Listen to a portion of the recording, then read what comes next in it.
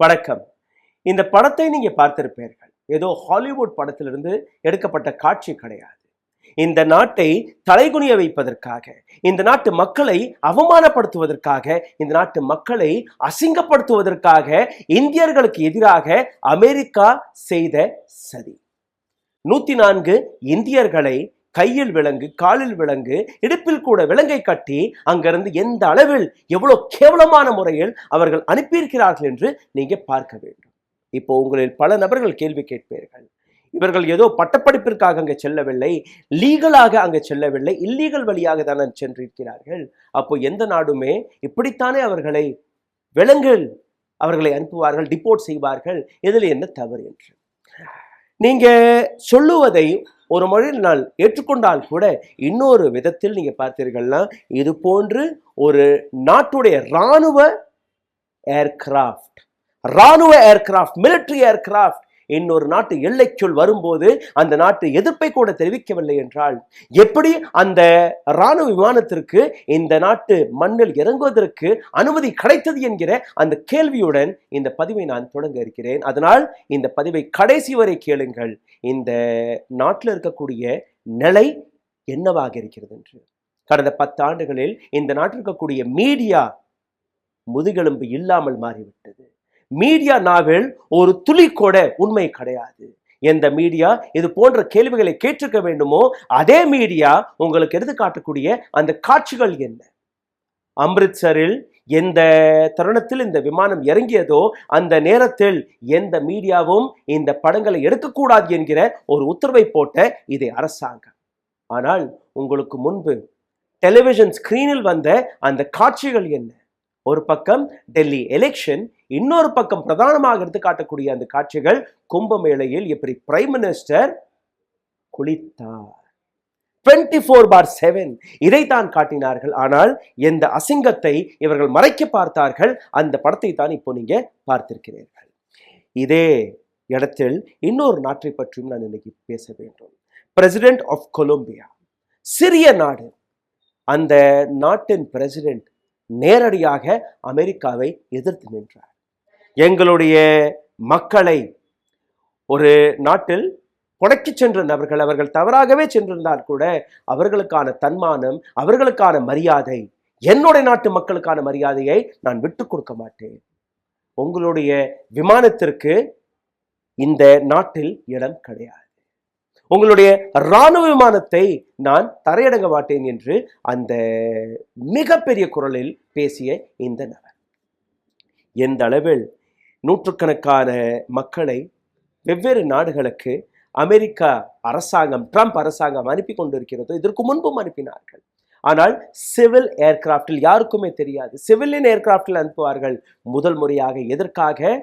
அமெரிக்காவின் இராணுவ ஏர்கிராஃப்டில் இது போன்ற விஷயங்கள் நடக்கிறது என்று நீங்க இந்த பதிவில் பார்க்க போறீர்கள்.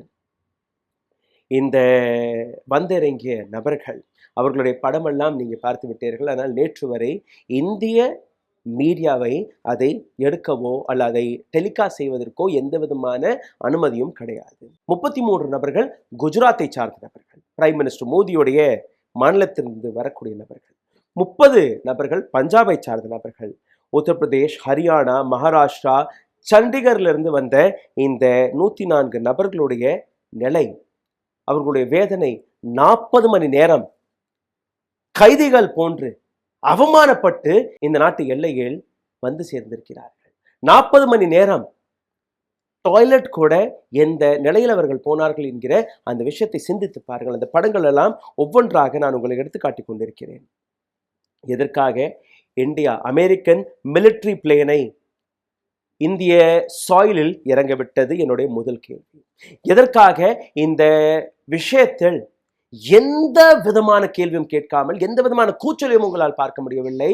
ஒட்டுமொத்த மீடியா, ஒட்டுமொத்த மினிஸ்ட்ரி, ஒட்டுமொத்த கவர்மெண்ட் அமைதி காத்து கொண்டிருக்கிறது. கடைசியாக ஏன் யாருமே எந்த விதமான கேள்வியும் கேட்கவில்லை, எந்த விதமான ரியாக்ஷனையும் காட்டவில்லை? மக்களிடம் இந்த செய்தி போய் சேரக்கூடாது என்கிற ஒரு சதி திட்டத்தை தான் இவர்கள் செய்து வருகிறார்கள். இந்த படத்தை பாருங்கள். மெக்சிகோ, கொலம்பியா, கோட்டேமாலா இது போன்ற நாடுகளிலிருந்தும் மக்களை அனுப்பியிருக்கிறது அமெரிக்கா. இதைத்தான் கோதி மீடியா எடுத்துக்காட்டி வருகிறது. அதாவது இந்தியாவை மெக்சிகோ, கோட்டெமாலா, கொலம்பியா போன்ற நாடுகளுடன் ஒப்பிட்டு காட்டுகிறது இந்த கோதி மீடியா, பிளேசிங் India in the same league where Mexico and Guatemala kind of countries are there. President of Colombia, Gustavo Petro, இவர் எடுத்த அந்த தைரியமான மெஷர்ஸ்களை நான் உங்களுக்கு எடுத்துக்காட்ட ஆசைப்படுகிறேன். நீங்க பார்த்தீர்கள்னா, உங்களுடைய விமானம் கொலம்பியா மண்ணில் தரையிறங்கக்கூடாது, ஒரு நேரடியான எதிர்ப்பை தெரிவித்தார். இது மட்டுமல்ல, அங்க ஒரு கமிட்டியும் ஃபார்ம் செய்தார். அங்க இருக்கக்கூடிய மக்களை எப்படி மரியாதையுடன் நாம் தன்னுடைய நாட்டிற்கு கொண்டு வர முடியும் என்று. அவர்கள் கிரிமினல் கிடையாது, பொழைக்க போன நபர்கள். அவர்களை எப்படி நீங்க கை காலை கட்டி விலங்குகளை போட்டு நீங்க அனுப்ப முடியும் என்கிற அந்த கேள்வி. இந்த எதிர்ப்பை பார்த்தவுடன் அமெரிக்கா நாட்டிலிருந்து ஒரு மிரட்டல் வந்தது. நாங்க சொல்லும்படி கேட்கவில்லை என்றால் உங்கள் மீது நாங்க வரிகளை அதிகரித்து விடுவோம், டாரிஃபை அதிகரித்து விடுவோம் என்று. ஒரு துளியில் அவர்கள் பின்தாங்கினால் கூட ஒரு விஷயத்தில் அவர் ஸ்ட்ராங்காக நிற்கிறார். உங்களுடைய விமானம் இந்த நாட்டு எல்லைக்குள் வரக்கூடாது. நான் என்னுடைய விமானத்தை அனுப்பி உங்களுடைய மக்களை தானாகவே கூட்டிக் கொள்கிறேன். ஆனால் உங்களுடைய விமானம் உங்களுடைய முறைப்படி என் நாட்டு மக்கள் தலை குனியக்கூடாது. அதன்படி ஒரு கமிட்டி ஃபார்ம் செய்யப்பட்டது. அந்த கமிட்டி வழியாக கொலம்பியா நாட்டின் ஒபிஷியல் விமானம் அந்த நாட்டு, அதாவது அமெரிக்கா நாட்டிற்கு சென்று அவர்களுடைய ஆட்களை மரியாதையுடன் கூட்டி வந்த அந்த காட்சிகள். இந்த இடத்தில் நீங்க என்ன பார்த்தீர்கள்? இந்திய பிரைம் மினிஸ்டர் எதிர்ப்பை தெரிவித்தாரா? தன்னுடைய ட்விட்டர் பக்கத்திலிருந்து, இல்ல ட்ரம்ப் நீங்க செய்யறது தவறு, என்னுடைய நாட்டு மக்கள் நாங்க கூட்டிக் கொள்கிறோம், சரி அவர்கள் தவறாகவே வந்து விட்டார்கள், பரவாயில்லை, ஆனால் அவர்கள் குற்றவாளிகள் கிடையாது, அவர்கள் கிரிமினல் கிடையாது, அவர்கள் தீவிரவாதிகள் கிடையாது. ஏதோ ஒரு வார்த்தை நீங்க கேட்டீர்களா? கேட்டிருக்க மாட்டீர்கள். அந்த இடத்தில் பிரைம் மினிஸ்டர் மோடியோடைய ட்விட்டர் பக்கத்திலிருந்து வந்த அந்த படங்கள், அந்த வார்த்தை, blessed to be at Mahakumbh in Prayagraj.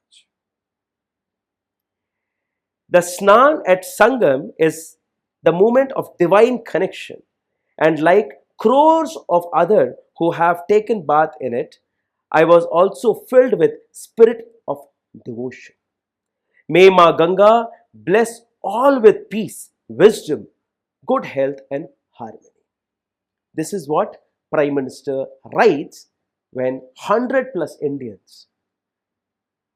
handcuffed, legs cuffed, they come in the soil.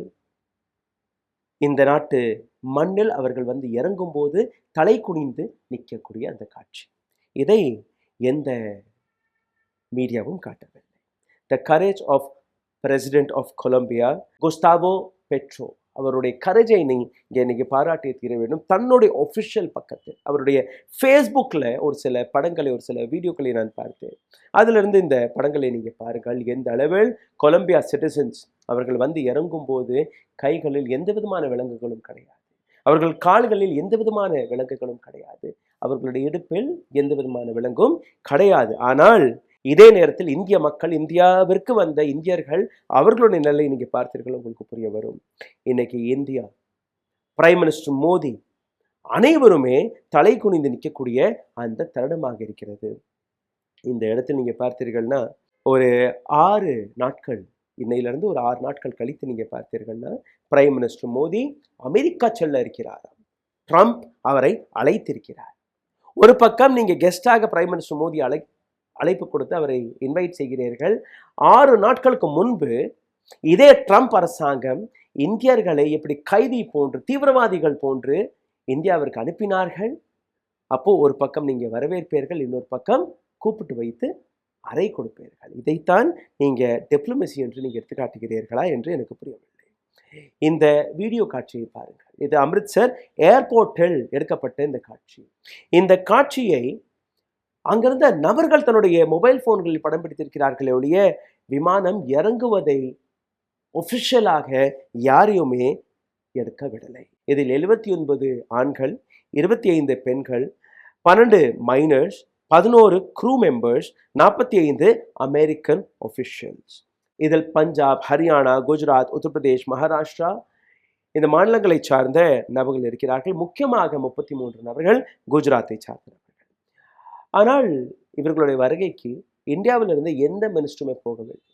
Chief minister of Gujarat, நீங்களாச்சும் போய் கவலைப்படாதீர்கள், நாங்கள் பார்த்து கொள்கிறோம் என்று எந்த விதமான விஷயத்தையும் எடுத்துக்காட்டவில்லை. குஜராத்திகள் எந்த அளவில் டங்கி ரூட் வழியாக அமெரிக்கா, கனடா போன்ற நாடுகளுக்கு போக துடித்து கொண்டு இருக்கிறார்கள். அதே போன்ற ஒரு முயற்சியில் எப்படி குஜராத்திகள் ஃப்ரீஸ் ஆகி அந்த குளிர் தாங்காமல் உயிரிழந்தார்கள் என்கிற ஒரு செய்தியும் வந்தது. ஒரு வார்த்தை கூட பிரைம் மினிஸ்டர் மோடி நாவிலிருந்து வரவில்லை. இப்போ நான் உங்களுக்கு ஒரு மிக முக்கியமான இன்னொரு காட்சியை காட்டுகிறேன். பிரேசிலியன் சிட்டிசன் இதே மாதிரி கையில் விலங்குகளை போட்டு அவர்களையும் அனுப்பினார்கள். யுஎஸ் அந்த படத்தையும் வெளிவிட்டது.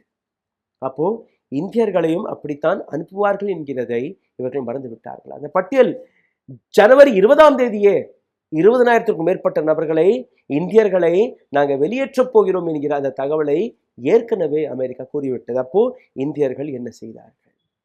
ஒரு மோட்டர் பைக் பிராண்ட் இருக்கிறது, அமெரிக்கன் கம்பெனி ஹார்லே டேவிட்சன்.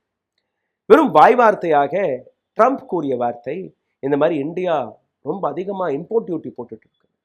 உடனடியாக இந்த பட்ஜெட்ல நீங்க பார்த்தீர்கள் 20% இம்போர்ட், அந்த அமெரிக்காவிலிருந்து வரக்கூடிய இது போன்ற மோட்டார் பைக்ஸ் இதிலெல்லாம் 20% குறைத்து விட்டார்கள்.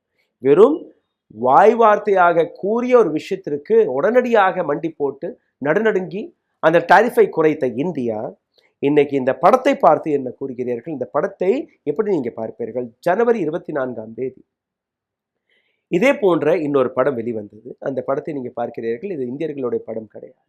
இந்த படங்களை கேரோலைன் லெவிட்டே, அதாவது அங்க இருக்கக்கூடிய பிரஸ் செக்ரட்டரி, தன்னுடைய ஒபிஷியல் எக்ஸ் பக்கத்தில் வெளிவிட்டிருந்தார். இதே போன்றுதான் இந்தியர்களையும் அனுப்பியிருக்கிறார்கள். இந்த படத்தை நீங்க பார்த்தீர்கள். இது இந்தியர்களுடைய படம். படத்தில் இருக்கக்கூடிய இந்தியர்கள் அவர்களுடைய கால்களை கொஞ்சம் ஜூம் செய்து பாருங்கள். கால் கட்டப்பட்டிருக்கிறது. அவர்களுடைய கைகளை பாருங்கள், அதுவும் கட்டப்பட்டிருக்கிறது. விமானம், அதாவது ஆர்மி மிலிட்ரியோடைய விமானம், அமெரிக்கா மிலிட்ரியோட விமானத்தில் எப்படி குற்றவாளிகளை கூட்டி வருவார்களோ அதே போன்று இவர்கள் கூட்டி வந்திருக்கிறார்கள். இந்த படம் எல்லாம் ஒஃபிஷியலாக அமெரிக்க நாடே வெளிவிட்டிருக்கிறது.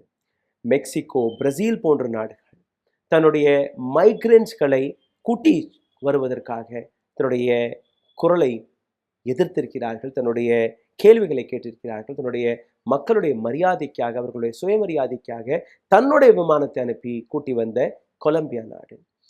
ஆனால் இதே விஷயத்தை இந்தியர்கள் செய்திருந்தால் நீங்க பார்த்திருப்பீர்கள். ஒட்டுமொத்த கோதி மீடியா இன்னைக்கு இதை தான் காட்டியிருக்கும். ஆனால் அவர்கள் தான் செய்யவில்லை, அவர்கள் தான் கேள்வியை கேட்கவில்லை. பிரசிடென்ட் ட்ரம்ப் ஒட்டுமொத்த உலகத்திற்கு ஒரு கிளியர் செய்தியை அனுப்புகிறார். நாங்கள் தான் சூப்பர் பவர், நீங்க அனைவருமே அடங்கி இருங்கள் என்று. மிலிட்ரி இந்த விமானத்தில் அனுப்பக்கூடிய காஸ்டை கொஞ்சம் பாருங்கள். பக்கத்தில் இருந்த ஒரு சிறிய நாடு கோட்டேமாலா, அமெரிக்காவிலிருந்து ரொம்பவே அருகே இருக்கிறது. ஒரு நபருக்கு அமெரிக்கா செய்த செலவு, அவர்களை அனுப்புவதற்கு அமெரிக்கா செய்த செலவு 4 லட்சம் ரூபாய், $5000. அப்போ இந்தியாவிற்கு அனுப்புவதற்கு 40 மணி நேரம். சிந்தித்து பாருங்கள். அதாவது இவர்கள் தன்னுடைய ஆர்மி விமானத்தை அனுப்பி நாங்கள் எந்த நாட்டிற்கு வேணாலும் தன்னுடைய விமானத்தை இறக்குவோம், மிலிட்ரி ஆபரேஷன் போன்று இது இருக்கிறது. அந்த அளவில் ஒரு நாட்டிற்கு ஏற்பட்ட இந்த அவமானத்தை எப்படி ஏற்றுக்கொள்ள முடியும், எப்படி பொறுத்துக்கொள்ள முடியும் என்று எப்படி நரேந்திர மோடி பொறுத்துக்கொண்டு இருக்கிறார்கள் என்று எனக்கு தெரியவில்லை. தன்னை சூப்பர் பவராக எடுத்து காட்டக்கூடிய நபர், தன்னை விஸ்வகுருவாக எடுத்து காட்டக்கூடிய நபர், உங்களுடைய எல்லையில் உங்களுடைய தலைமையில் இருக்கக்கூடிய ஒரு நாடு, நீங்க வந்து நாட்டுடைய பிரைம் மினிஸ்டராக இருக்கிறீர்கள், எந்த விதமான கேள்வியும் கிடையாது, அமைதியாக இருக்கிறீர்கள். பைடன் போன வருடத்தில் நீங்க பார்த்தீர்கள்னா, பைடன் அரசாங்கம் இருக்கும்போது அவரும் இந்தியாவில் ஒரு 1000க்கும் மேற்பட்ட நபர்களை அனுப்பினார். ஆனால் இப்படி கிடையாது. எப்ப வந்தார்கள் என்று கூட தெரியவில்லை. மரியாதையுடன் சிவிலியன் ஏர்கிராஃப்டில், அதாவது நாம் அனைவருமே போக வரக்கூடிய ஒரு சிவிலியன் ஏர்கிராஃப்டில் அவர் அனுப்பினார். ஜனவரி 20ஆம் தேதி டொனால்ட் ட்ரம்ப் பதவியேற்ற உடனேயே ஒரு பட்டியல் வெளிவந்தது. 20,000 இந்தியர்கள் மீது நாங்கள் உன்னித்து கவனித்து வருகிறோம், அவர்களை எப்போ வேணாலும் நாங்கள் டிபோர்ட் செய்து விடுவோம். பிப்ரவரி 5ஆம் தேதி நேற்று இந்தியர்களை அனுப்பிவிட்டார்கள். இன்னைக்கு 6ஆம் தேதி ஒரு படத்தையும் ரிலீஸ் செய்து விட்டார்கள். ஜனவரி 31ஆம் தேதி spokesperson of India, ministry of external affairs அவர்கள் கொடுத்த பதிலை ஒரு முறை பாருங்கள், நீங்களே கேளுங்க. Illegal migration. Last week I had stated our position very clearly. India is firmly opposed to illegal migration, especially as it is linked to other forms of organized crime. As part of India-US migration and mobility cooperation, both sides are engaged in a process to deter illegal migration, while also creating more avenues for legal migration from India to the US. We are keen to continuing this cooperation. At the same time, Government of India would need to do the required verification, including nationality of the concerned individuals before they are deported to India. Any talk of numbers, you've seen there's a lot of talk about numbers. Any talk of numbers at this stage is premature, but I do want to emphasize that cooperation between India and the US is strong and effective in this domain. This will be evident in times to come. அதாவது இந்தியர்களை நீங்கள் இது போன்ற depot செய்தால், அல்ல இது போன்ற கை காலெல்லாம் கட்டி நீங்கள் அனுப்பினீர்களா, விலங்குகளை போட்டு நீங்கள் அனுப்பினீர்களா, அதை நாங்கள் எதிர்க்கிறோம் என்று கூறிய இதே நபர் இன்னைக்கு எங்கே இருக்கிறார் என்று எனக்கு தெரியவில்லை. இன்னொரு பக்கத்தில் நீங்கள் பார்த்தீர்கள்னா, அதே ஜனவரி 20ஆம் தேதி India's foreign minister S Jaishankar அவர்கள் முதல் வரிசையில் அமர்ந்திருந்தார். அதை ஒட்டுமொத்த கோதி மீடியா, இந்தியாவுடைய பவரை பாருங்கள், இந்தியன் மினிஸ்டருக்கு ஃப்ரண்ட் லைனில் இடம் கிடைத்திருக்கிறது. இதே இடத்தில் ட்ரம்ப் பேசிய ஒரு உரையை நான் உங்களுக்கு எடுத்து காட்டுகிறேன், இதை பாருங்கள். ஒவ்வொரு விஷயத்திற்கும் கைத்தட்டி கொண்டிருந்த ஜெய்சங்கர், டொனால்ட் ட்ரம்ப் பல நாடுகளிலிருந்து இன்க்ளூடர்ஸ்கள், வந்தேரிகள் வந்து விட்டார்கள், அவர்களை விரட்டி அடிக்கக்கூடிய வேலையை நாங்கள் பார்க்க போகிறோம் என்று கூறிய போது அனைவருமே கைத்தட்டி கொண்டிருந்தார்கள்.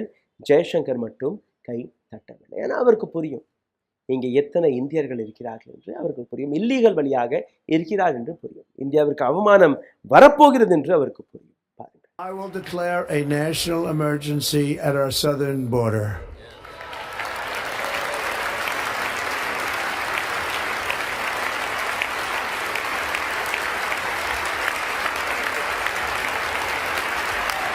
கடந்த 10 ஆண்டுகளில் ஒட்டுமொத்த மீடியா டெஸ்ட்ராய் செய்யப்பட்டிருக்கிறது.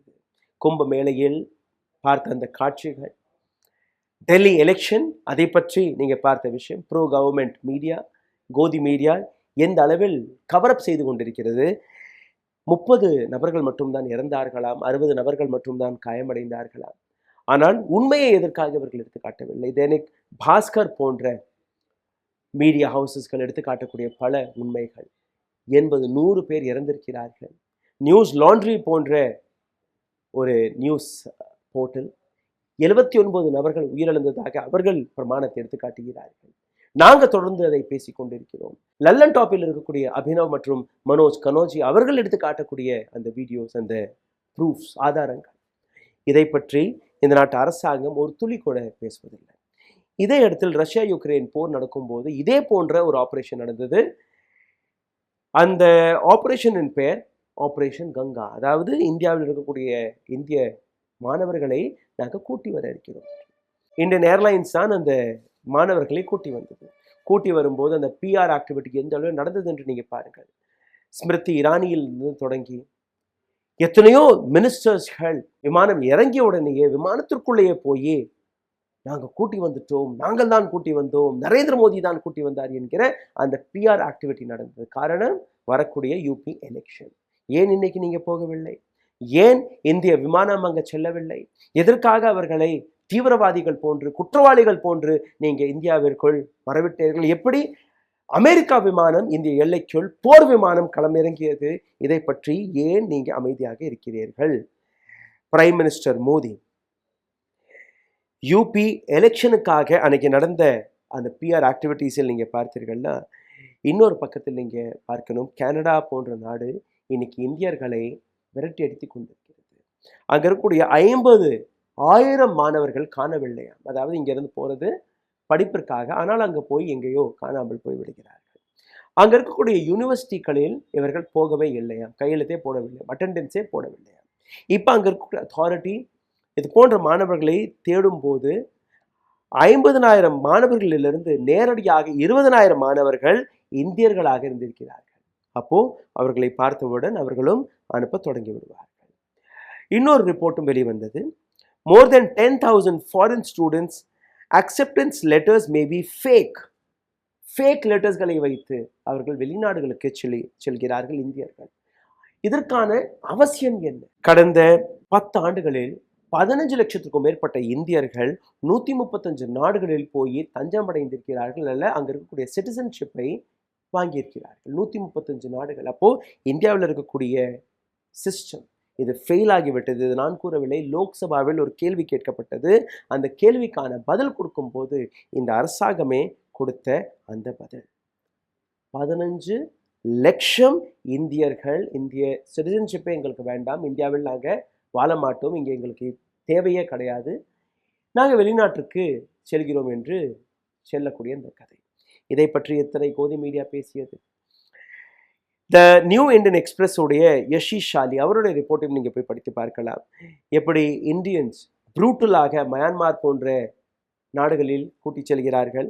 அங்கே போய் அங்கே இருக்கக்கூடிய இந்தியர்களை வெளிநாடுகளுக்கு கடத்தி சென்று அவர்களை எப்படி எக்ஸ்ட்ராக்ஷன் ராக்கெட் வழியாக அவர்களை மிரட்டி பணம் வசூலிக்கக்கூடிய வேலையை பார்க்கிறார்கள். இது எல்லாமே ஒரு ரிப்போர்ட்டாக வெளிவந்து கொண்டிருக்கிறது. இந்தியன் மாணவர்கள், இந்தியன் யூத், இளைஞர்கள் ரஷ்யன் ஆர்மியில் போய் சேர்கிறார்கள். இதே போன்று பணத்திற்கு ஆசைப்பட்டு அவர்களை கூடிய சீக்கிரம் பணக்காரராக மாற்றிவிடுவோம், வெளிநாட்டுக்கு உங்களை கூட்டிச் செல்கிறோம், நல்ல நல்ல உத்தியோகத்தில் போய் சேர்த்து விடுவோம் என்று ஏமாற்றி கூட்டிச் செல்லக்கூடிய விஷயம். ஆனால் உங்களிடம் காட்டக்கூடிய விஷயம் என்ன? பிரைம் மினிஸ்டர் மோடியுடைய குளியல், கும்பமேளாவின் அந்த மினிமினிப்பு. பிஜேபியுடைய ஐடி செல் ஏதோ உறங்கிவிட்டது போல. இல்லைன்னா இதுவரை அவர்கள் அலசி ஆராய்ந்து கொண்டிருந்திருப்பார்கள். நெஹ்ரு காலகட்டத்தில் எத்தனை முறை அமெரிக்கா விமானம், போர் விமானம் இந்த எல்லைக்குள் வந்து இறங்கியது, எத்தனை பேரை அவர்கள் டிபோர்ட் செய்தார்கள். ஆனால் அந்த வேளையில் அவர்களுடைய அந்த பொய்யை சித்தரிப்பதற்காக இன்னும் கொஞ்சம் நேரம் எடுக்குமோ என்னமோ எனக்கு தெரியவில்லை. நேரு, இந்திரா, ராஜீவ் இதை தாண்டி வேற எதுவுமே இந்த நாட்டு அரசாங்கத்திற்கு தெரியவில்லை. சிந்தித்து பாருங்கள், எவ்வளோ பெரிய கேவலமான விஷயம் இந்த நாட்டில் நடந்திருக்கிறது. ஆனால் இந்த நாட்டு அரசாங்கம் அமைதியாக இருக்கிறது. அடுத்த 6 நாட்களில் இதே நாட்டு பிரைம் மினிஸ்டர் அமெரிக்கா செல்வார். அங்கிருந்து வரக்கூடிய தலைப்புச் செய்திகளை இந்த நாட்டு கோதி மீடியா பிரதானமாக எடுத்து காட்டும். இந்த 100 நபர்களுக்கு ஏற்பட்ட அந்த அவமானத்தை நாம் அனைவருமே மறந்து விடுவோம். 100 நபர்கள் மட்டுமல்ல, இந்த நாட்டுக்கே ஏற்பட்ட அவமானத்தை நாம் மறந்து விடுவோம். நன்றி, வணக்கம். ஊடகம் கார்ப்பரேட் அரசியல்வாதிகளின் கைப்பாவையாக அடிமைகளாக இருந்தது போதும். இனி சாட்டை எடுத்து சுழற்றும் நேரம் வந்துவிட்டது. ஊடகம் பொதுமக்களாகிய உங்களுக்காக, உங்களாலேயே இயக்கப்பட வேண்டும். ஊடக சுதந்திரத்திற்காக உங்களின் பங்களிப்பை இன்றே அளித்திடுங்கள்.